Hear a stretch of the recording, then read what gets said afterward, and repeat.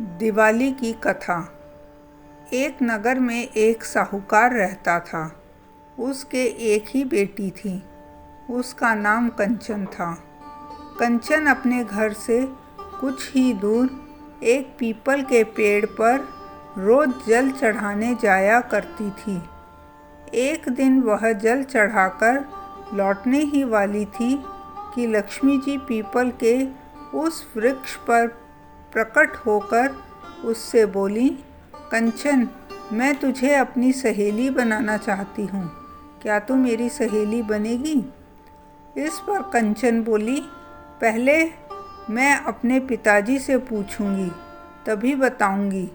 उनसे पूछे बिना मैं कोई भी कदम नहीं उठाती। घर पहुंचकर कंचन ने अपने पिता को सारी बात बताई तो उसके पिता बोले, इसमें मुझे क्या आपत्ति है बेटी। फिर अगले दिन से कंचन लक्ष्मी जी की सहेली बन गई। एक दिन लक्ष्मी जी उसे अपने घर ले गईं और सोने की थाली में स्वादिष्ट भोजन परोसकर सोने की ही चौकी पर बैठाकर उसे भोजन कराया। इतना ही नहीं, जाते समय लक्ष्मी जी ने उसे शॉल भी भेंट किया। एक दिन साहूकार ने कंचन से कहा, कंचन, तू तो लक्ष्मी जी के यहाँ भोजन कराई, लेकिन तू उन्हें अपने घर कब बुलाएगी?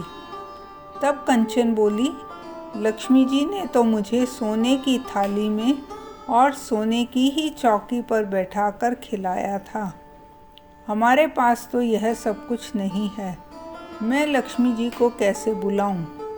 इस पर साहूकार बोला, कोई बात नहीं, हमारे पास जैसी व्यवस्था है उसी के अनुसार जैसा भी होगा प्रेम भाव से खिलाएंगे। पिता पुत्री इस प्रकार बातें कर ही रहे थे कि तभी एक चील, एक नौलखा हार उनके घर में गिरा गई।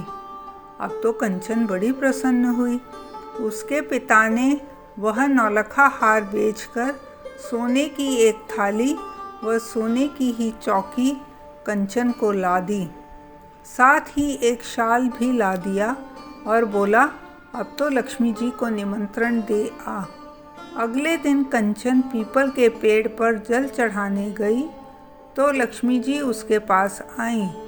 तब कंचन ने कहा, आज आप मेरे घर भोजन करना।